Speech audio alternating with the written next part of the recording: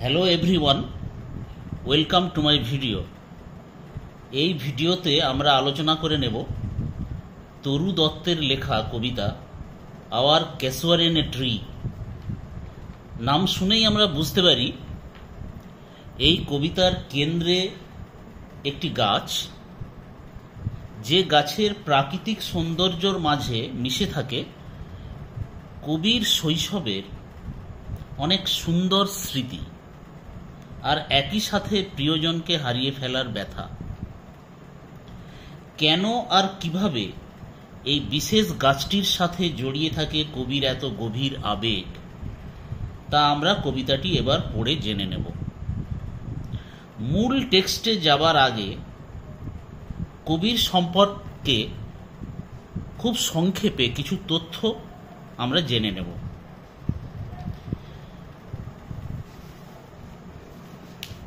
বিদেশি ভাষায় সাহিত্য রচনায় প্রথম বাঙালি হিসাবেই নয়, প্রথম ভারতীয় নারী ছিলেন তরু দত্ত, যার পুরো নাম ছিল তরুলতা দত্ত। 1856 সালের 4 মার্চ রামবাগানের দত্ত পরিবারে তরু দত্তের জন্ম। পিতা গোবিন্দচন্দ্র দত্ত এবং মাতা ক্ষেত্রমণি দত্ত। জন্মসূত্রে হিন্দু হলেও তারপরে সপরিবারে তারা খ্রিস্ট ধর্ম গ্রহণ করেছিলেন। গোবিন্দচন্দ্র দত্তের 3 সন্তান ছিল, 2 কন্যা অরু এবং তরু এবং 1 পুত্র অবজু। এই 3 সন্তানই ছিলেন স্বল্পায়ু। দাদা অবজু এবং দিদি অরুকে খুব অল্প বয়সেই তিনি হারান, অর্থাৎ তার দাদা এবং দিদি খুব অল্প বয়সেই মারা যান। তরুই প্রথম বাঙালি মহিলা যিনি ফরাসি এবং ইংরাজি 2 ভাষাতেই সমান দক্ষতার সঙ্গে লিখেছেন। মাত্র 21 বছর বয়সে যক্ষা রোগে তরুর মৃত্যু হয়, মানে কবি তরু দত্তের মৃত্যু হয়।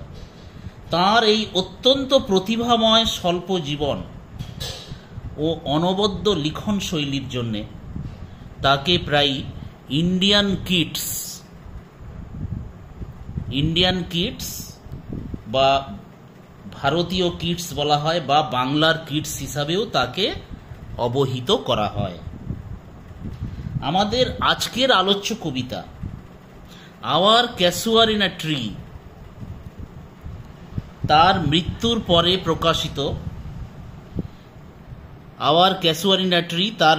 পরে প্রকাশিত ancient ব্যালাডস and legends of Hindustan, যেটি 1882 সালে পাবলিশড হয়েছিল, এই কাব্য সংকলন থেকে নেওয়া। অর্থাৎ আওয়ার ক্যাসুয়ার ইন আ ট্রি, এই কবিতাটি, আলোচ্য কবিতাটি যে কাব্য সংকলন থেকে নেওয়া সেটি হলো ancient ব্যালাডস and legends of Hindustan, which was published in 1882। না, মূল কবিতাতে যাওয়ার আগে আমাদেরকে এই কবিতাটির ফর্ম সম্পর্কে আমাদেরকে জেনে নিতে হবে। এটা একটা ode is a form of lyrical poem expressing deep feelings of administration for a subject. অর্থাৎ এই কবিতাটি হচ্ছে এক ধরনের ওড বলতে পারি আমরা, যেটা একটা গীতি কবিতার একটা প্রকার, a form of lyrical poem which expresses deep feelings of admiration for a subject। কোনো নির্দিষ্ট কিছু বিষয়ের উপরে প্রশংসা বা গভীর আবেগ তুলে ধরে যে কবিতা, সেটি হচ্ছে ওড। এবং এই বিচারে আমরা আওয়ার ক্যাসুয়ার ইন আ ট্রিকে একটা ওড হিসাবে আমরা বলতে পারি। কবিতাটির টাইটেল কবিতাটির টাইটেল আওয়ার ক্যাসুয়ারিনা ট্রি। এখানে ক্যাসুয়ারিনা হলো এক ধরনের এভারগ্রিন ট্রি, মানে চিরহরিৎ গাছ, যেটিকে অস্ট্রেলিয়ান পাইনও বলা যায়। বাংলায় সচরাচর বিলাতি ঝাউ আমরা বলে থাকি। এক ধরনের ঝাউ গাছ। এটি মেনলি অস্ট্রেলিয়াতে পাওয়া গেলেও ভারতেও এই গাছ বেশ কমন। নাও টাইটেলে বলা হলো আওয়ার ক্যাসুয়ারিনা ট্রি। এই আওয়ার শব্দটি বুঝিয়ে দেয় যে এটা কোনো সামান্য গাছ নয়, একটা বিশেষ গাছ যার সাথে কবির গভীর আত্মীয়তা, ব্যক্তিগত এবং ঘনিষ্ঠ একটা সম্পর্ক রয়েছে। এটি তার কাছে এবং তার পরিবারের কাছে বড় প্রিয়, বড় আপন। কবিতাটি শুরু হয় একটি ক্রিপার বা লতা গাছ তার কথা দিয়ে, যে লতা গাছটি ক্যাসুয়ারিনা ট্রিকে আশ্রয় করে বেড়ে উঠেছে। দেখা যাক এরপরে কবি কি বলছেন। Let us come to the text. Like a huge python winding round and round, অর্থাৎ পাইথন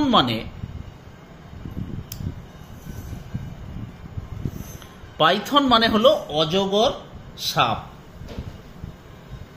একটি অজগর সাপের মতো winding round and round.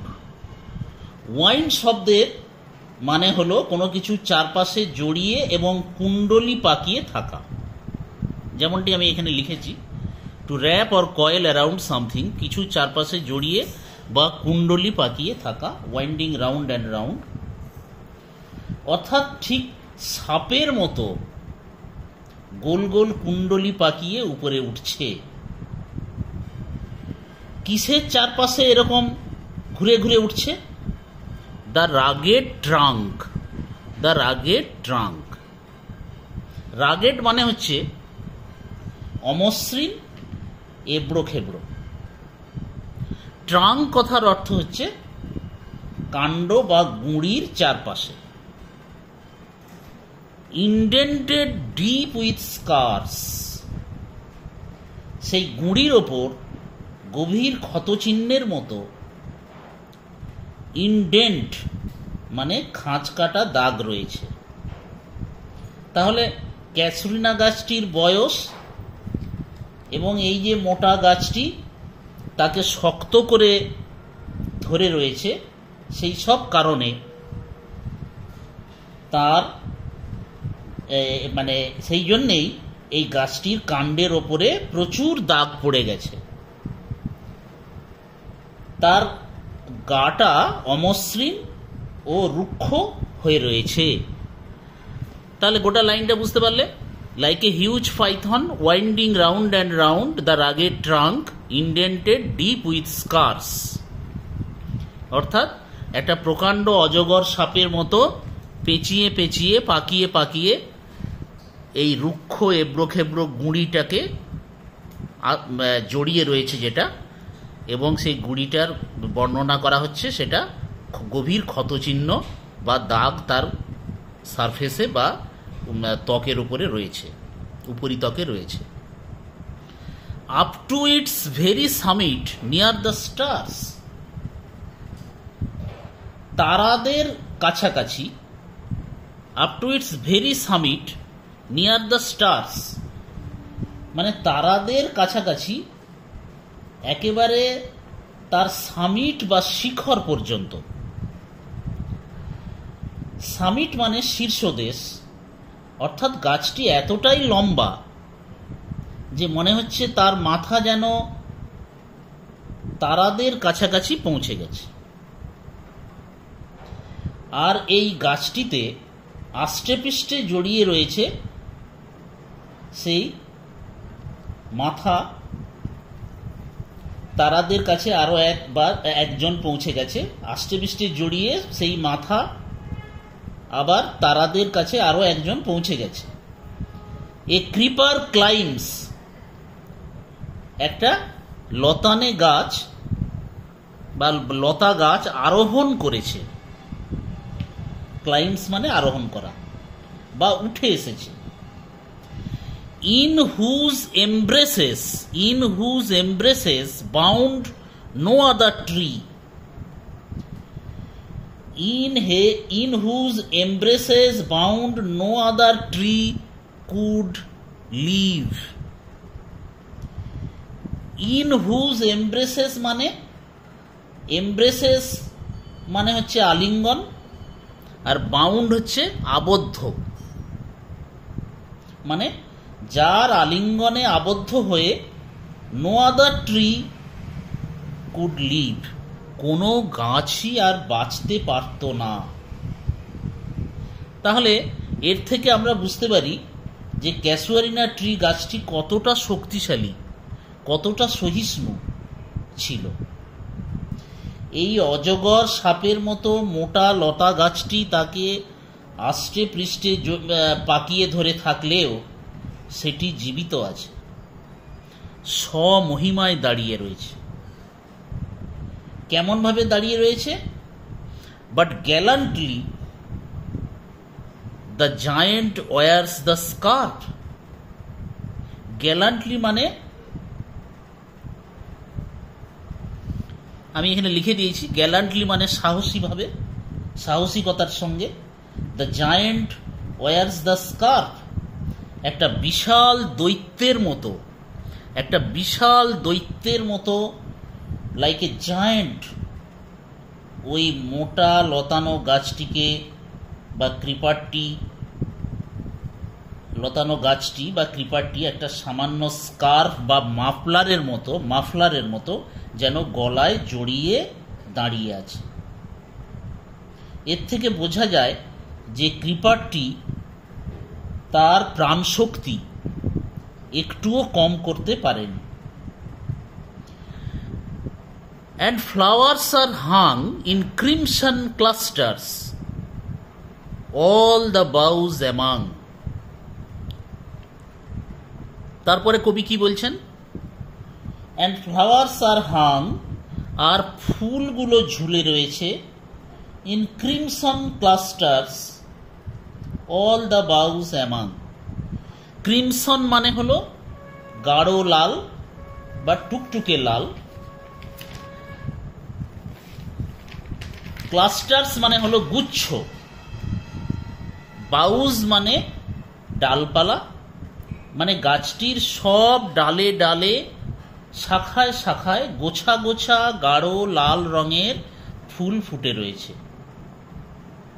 Where all day are gathered bird and bee, যেখানে সারা দিন ধরে জড়ো হয়ে আসছে বা ভিড় করে আসছে অসংখ্য পাখি এবং মৌমাছি। কেন না ওই গাঢ় লাল ফুলের আকর্ষণে, গাঢ় থোকা থোকা ক্রিমসন ক্লাস্টার্স, সেই লাল ফুলের আকর্ষণে অসংখ্য পাখি এবং মৌমাছি ভিড় করে আসছে।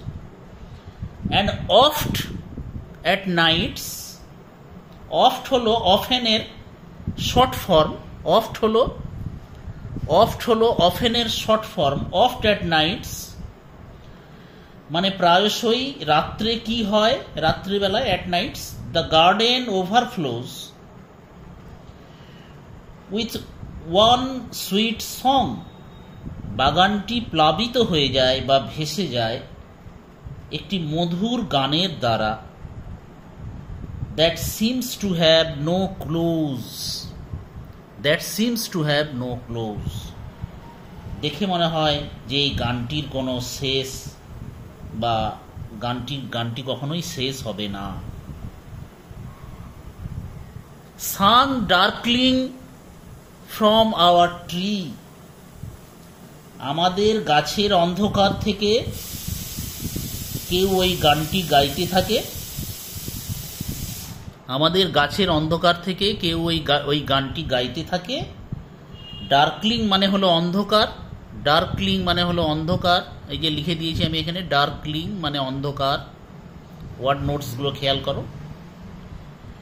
ডার্কলিং মানে হলো অন্ধকার, হয়তো কোনো রাত জাগা পাখি অন্ধকারে গাছ থেকে গান করে। Darkling from a tree while men repose, আর রাতের নিস্তব্ধতা ভেঙে সেই গানের মিষ্টি সুরে ভরে ওঠে সারা বাগান।